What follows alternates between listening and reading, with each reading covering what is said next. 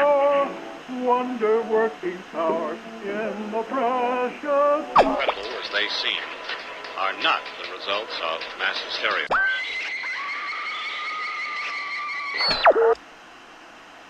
You may wish to adjust the dial. You're currently tuned into the wrong station.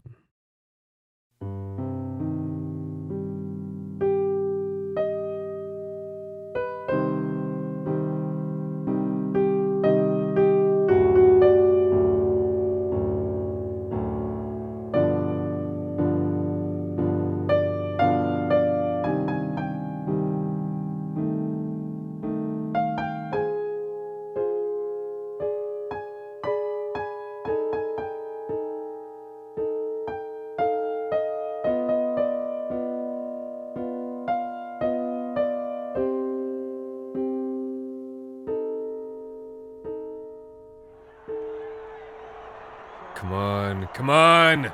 Weep, for Christ's sake! Oh, fuck.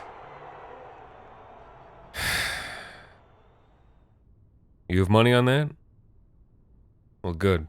Stupid thing to do. Are you even fond of the blood sport, or just happen to be here tonight?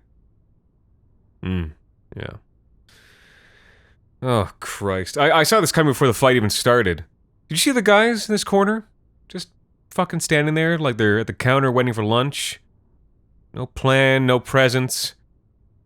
How's a guy supposed to win with no backup, huh? Me? Fight? No. Well, I did junior circuit for a few years, but no, I never fought pro. Though I did work at a gym for a few years while I was at college. Did a bit of training. Other boxers, I mean. And I apprenticed as a Cutman for a few years after that. Before I decided it wasn't for me.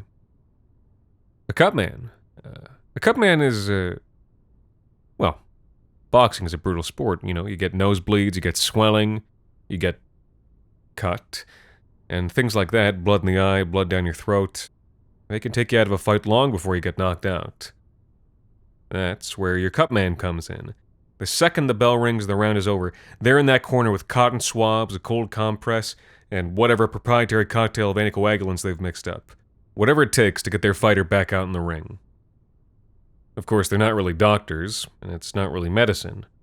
On the contrary, you're patching your guy up so you can send him back out there to get hurt some more.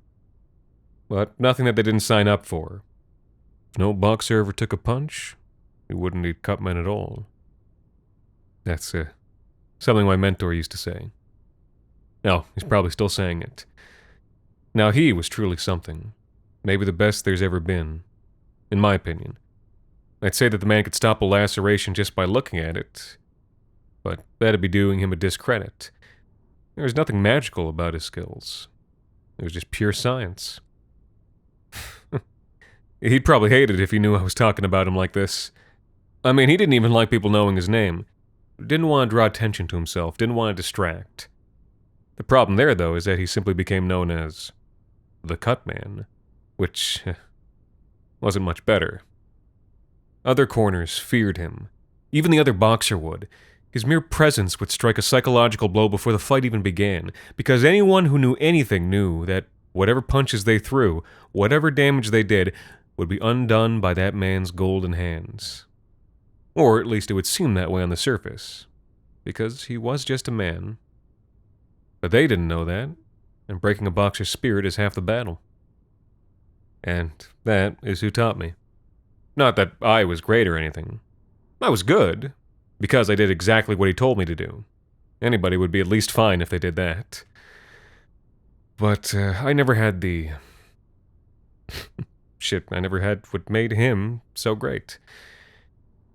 I studied under him for about 3 years. While I was still at the gym, one of our boxers had a national title match and hired the Cutman to help sweeten the odds. We won, of course, and in the process the Cutman took a quiet liking to me. I was good at taking direction, quick on my feet, and I had steady hands. Took me under his wing after that, and it was a busy time in my life.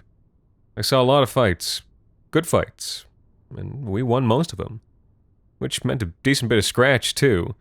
A Cutman takes their pay out of the prize winner's purse, and even the morsels that trickled down to me were enough to pay rent and buy groceries. So then, why did I stop? If we were winning, if I was making a living, if I was well on my way to taking what I'd learned and making a career for myself... Well, I have to tell you about the last fight I ever worked to explain that. Jimmy DaCosta, super welterweight ranker, was going up against the WBC number 2 in the division. You ever heard of Jimmy DaCosta? Maybe not. He never fought in a world title match, but he had a few big fights. Ben Curry, John the Hammer Hatton. Though, he didn't get many chances to headline. I liked Jimmy. Friendly guy, good sense of humor, and utterly tenacious, just completely fearless. Qualities which sometimes did him more harm than good. See, Jimmy was a bit of a hammer, a slugger through and through, and the crowds that did come out to his fights loved him for it. But there would be times that the guy would take twice as many punches as he gave. It's a miracle his career lasted as long as it did. So, being a fighter who prided himself on the vicious beatings he could take while giving some of his own right back, naturally he needed a good cutman. Someone to make sure he wasn't disqualified when he took a cut above the eye. Someone to bring down the swelling so he could actually see the guy he was trying to hit. That'd be us. Him. I'd already worked in his corner for 3 fights before, but this was a big one. You could feel the excitement and electricity. You could smell the desperation in the air. If he won this one, he'd be number 2 in the rankings, a hair away from challenging for the belt. And like I said, Jimmy's path there had been a brutal one. The sad truth is that some boxers just don't last as long in the sport as others. And Jimmy didn't have much time. So, with the fights his body had left, he wanted to prove that he was a contender, someone to be taken seriously, more than a punching bag. It was a lot on the line. And it certainly wasn't going to be easy. We were up against Samuel Sloan. Now, maybe there's a name you've heard of. This was back when he was still climbing up the ranks, but even then, everyone in the business knew that he was the real deal. A lean, brutally efficient exemplar of the sweet science. A genius, with thunder in his gloves. The oddsmakers didn't have it in our favor. Even I was scratching my head trying to think of a scenario where Jimmy could pull this out. Up until we were walking out into the hall. Lights on us, music blaring, the crowd cheering. But when I looked over to the Cutman, he was steady. Not that I ever seen him be anything other than steady, but I don't know. It just seemed like such an uphill battle. But he was still ice cold. Tight, thin lips and dark, crisp, sensible sunglasses hiding any emotion. Hardly a bead of sweat was dripping from his big head, sprinkled with that tight crop of salt and pepper. And I still don't know if that's because he had no doubts in his mind that Jimmy would win, or whether it's because he knew that the coin would fall as it may, and there was no calling it for sure, and it was just his job to skew those chances as best he could. But either way, it made me steady. Jimmy had climbed up into the ring. The ref was giving him and Sloan instructions. There wasn't time for any more niggling doubts. We had a job to do. There was one last, slow, long moment for me to take it all in. The crowd had worked themselves up into a frenzy, but in this moment, I couldn't hear them. There were only the lights and the vibrations. I didn't know then that this was going to be my last time there at the center of things, in the mix of it all, and, like I said, I tried to push my doubts to the side. But there was still something foreboding in the air. The bell rang. Jimmy rushed out of his corner in a headlong charge. Sloan glided forward to meet him, easily avoiding the first salvo Jimmy sent his way. My eyes stayed fixed on the two of them. Win or lose, this was always how it was going to start. Sloan was quicker on his feet and had 2.5 inches on us. He dove and ducked out of the way of each of Jimmy's hard punches, peppering him with small, quick jabs for his trouble. Jabs that had put down lesser boxers in the past.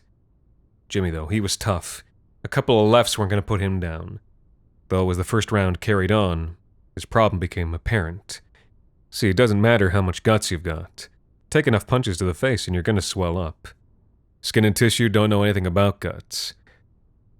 After 3 minutes, the bell rang again, and Jimmy came back to us, red and beaten. But again, this was always how it was going to start. We didn't say anything. The Cutman didn't say anything. That's the coach's job. The Cutman just got to work. I handed him the end swell.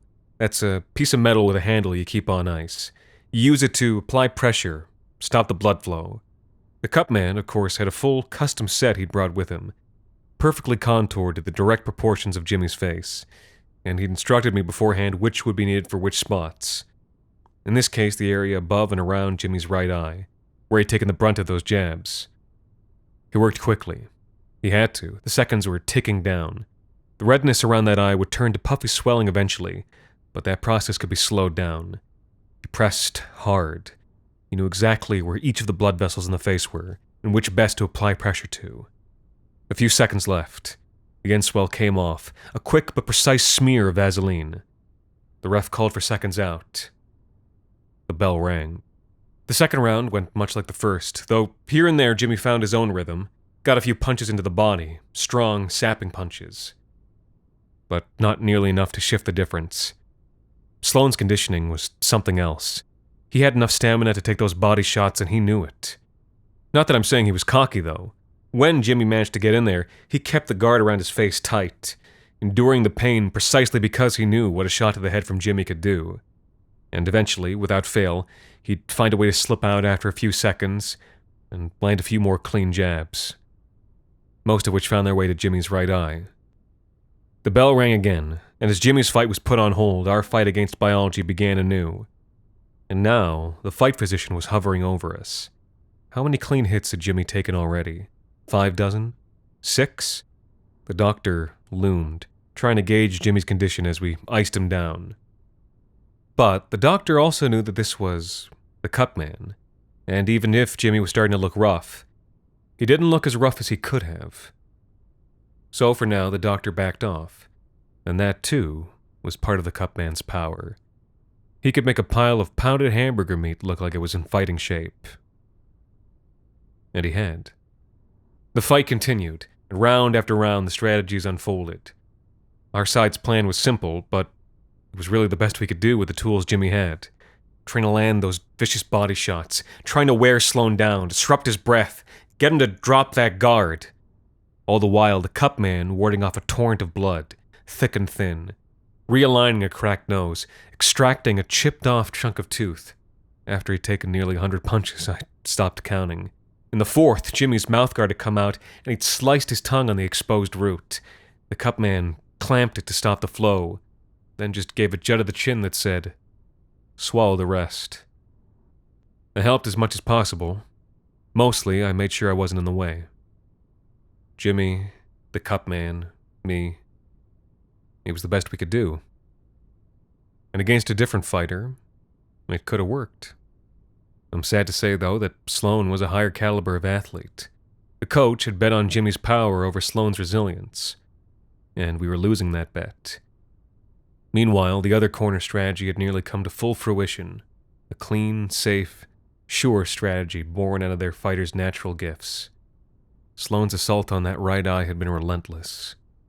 In truth, Sloane had been slowing down as the fight carried on. His damage was affecting him, just not nearly as much as Jimmy's was, or as rapidly. After round 5, that eye was nearly swollen shut. Still, though, the Cutman stayed cool and calm, making the best of it, swabs and epinephrine ready for the cuts that began erupting from the swollen, purple flesh. The doctor's faith in the Cutman certainly kept them from ending the fight in a disqualification. But it was all the same to Sloane's side. By the end of round 6, Jimmy's right eye and his fate had been sealed. It came in the last few moments, right before the bell.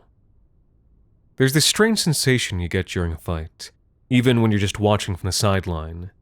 This palpable sense of bloodlust just before someone goes in for the kill. A turn in the air that comes ahead of any other indication, like the taste of metal on your tongue. Sloane threw a jab, though not like the others. Not to strike, but just to check the distance. His right fist, the one he'd been holding back for the whole match, tightened, and stepping forward, he let loose a blinding right cross. But Jimmy wasn't an idiot. He saw it coming and he tightened his guard, just enough that it couldn't get through. But I guess he couldn't hear the coach, and he couldn't see 2 steps ahead.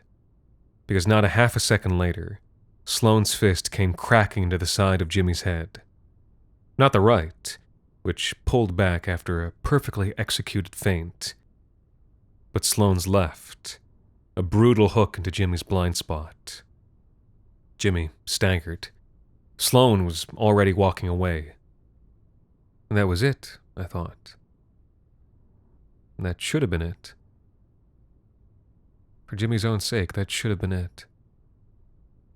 But somehow, he stayed on his feet. He managed to raise his gloves, and as the clock ran down to 0, the bell for the round rang. Sloane looked bothered as Jimmy stumbled back into our corner. The crowd around us now whipped up into a frenzy from this death blow met with a heroic refusal to go down. But ultimately, he seemed unconcerned. Even if the round had ended, surely the fight would be stopped. At least, I can only imagine that's what he was thinking. Jimmy collapsed into his seat. The coach asked him if he could still go on, whether he still remembered the plan, as though he didn't look like the victim of a car crash. The Cutman started working immediately, cleaning blood and applying gels. But then, he stopped. The Cutman, I mean. His hands were still, and he was just staring at Jimmy. Was this it, I thought? Were we going to call it? But then I realized he wasn't staring at Jimmy, the person. He was looking intently at Jimmy, the thing, the object, the pile of hamburger meat before him.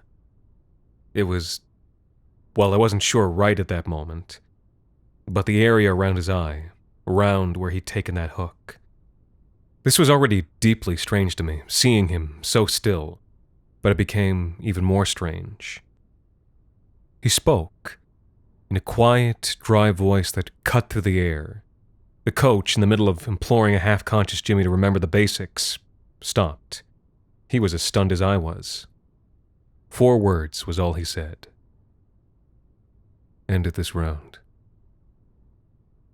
Jimmy looked up, finally, at the Cutman standing over him. It seemed that there was a moment of understanding, and he gave a slight nod. It was heavy and knowing, but only known to the 2 of them. And with that, the Cutman's hands got back to work, doing something else I'd never seen before. He took his thumb and sort of mashed it into Jimmy's brow, where he'd been looking before, near the eye. The coach looked to me, but I was as clueless as he was. Well, nearly as clueless. A moment later, the physician came over, from the other side, where Sloane's team had almost certainly been petitioning them to end the match. Can he go on? The doctor should have been asking Jimmy this, but instead he asked the Cutman, deferring to his obvious expertise. Perhaps if they'd inspected Jimmy themselves, they'd have seen what the Cutman had. But they didn't, and the Cutman simply nodded.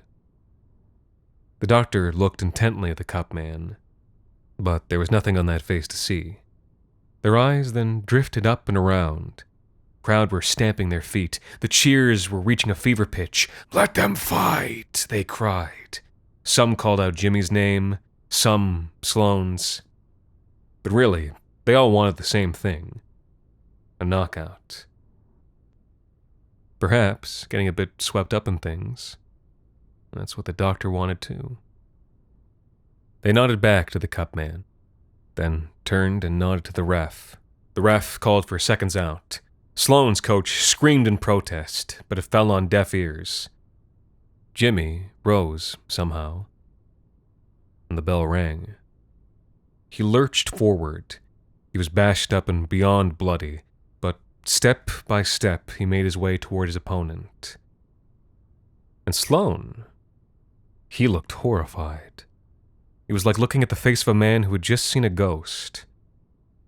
Or a homicide. And maybe that shock, that hesitation, is how he let Jimmy slip into range. Maybe it's why his hands were down when they shouldn't have been. But before he knew it, Jimmy DaCosta's right hand was rocketing towards him like an artillery shell. Sloane instinctively threw a counter. A left counter. his look of horror ratcheting all the way up to terror. But it was too little too late. The blows landed simultaneously, and even though Jimmy was barely standing himself, he knocked Sloan clear off his feet and down onto the mat. The hall erupted with cheers. As the referee rose from checking on the man laying face down, you could barely hear the bell ring as he waved his arms, calling the match to a stop. I was screaming too. I couldn't believe it. Not a minute earlier, I'd thought we'd been finished. And now a decisive reversal KO after rounds of punishment. Grit overcoming talent. What a fight! What a story! I looked at the Cutman. He hadn't given up. He'd pushed Jimmy to the brink. Well past the brink. And Jimmy had gone right along with him. Jimmy stood there in the middle of the ring now, with his back to us. He must have been taking it all in. The victory, the crowd's love. He was gazing up, his arms slack. And then he fell to his knees, then drooped forward the rest of the way. The doctor rushed forward to take a look at him, only seconds later calling for a stretcher. They had to scream over the crowd to be heard, and even then you could barely make it out. As they carried him away, I tried in vain to understand what was going on, so I turned back to my mentor, to the Cutman, for anything. But I saw nothing. Not a calm, cool expression. Not even a blank one. What I saw was not the face of a man, but simply a void, barren of anything I could draw emotion or sentiment from. Good work, the void said. We'll win cleaner next time. Jimmy DaCosta was dead before they got him to the locker room. He was probably dead before they'd even gotten him out of the hole. His right orbital had been completely shattered, and it seemed that somehow, they said, a long, thin sliver of bone had twisted its way around and been driven right into his brain. A freak accident, 1 in a million chance. And when I heard those details, a lot more things made sense. Sloan had looked like he'd seen a ghost, because he had. He'd felt the feedback of that left hook, the one that had cracked Jimmy's skull into dozens of tiny pieces. He knew what kind of damage he'd done. The fight should have been ended. And that last counter jab, the one that likely drove the bone shard to deadly depth, well, there was no helping that. Worries for your opponent's health aside, you can't just undo years spent honing one's instincts. Though, I don't think anyone blames Sam Sloan anyway. No. If only the fracture had been caught earlier. If only someone had seen the tip of that sliver poking its way out of Jimmy's brow. A doctor might have been able to do something about it. But, like I said, a Cutman isn't really a doctor. They can't be, you see. A doctor swears an oath to do no harm. But a Cutman swears no such thing. Their oath is to the goddess of victory. And some take that to greater lengths than others. I couldn't go to those lengths. I liked Jimmy. Though, I understand that Jimmy wanted to win, to prove something. And he did. Number 2 in the rankings. Probably the best he would have ever done. And he knew it. The Cutman gave that to him when they struck a bargain in that moment. A win. A hero's death. I couldn't have done that for him. But he could. And that's why he's the best.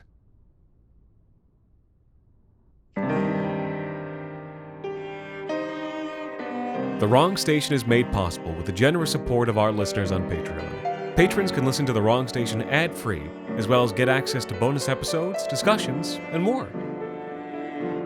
This week's episode, Cutman, was written and performed by Anthony Botello.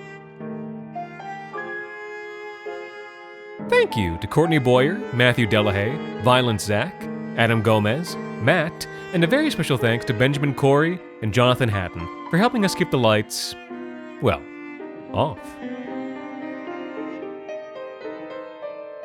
The Wrong Station is co-produced by Alexander Saxton, Anthony Botello, and Jacob Duarte Spiel, with music composed and performed on the piano by Ilan Citrin, and arranged for the viola and performed by Viola Schmid.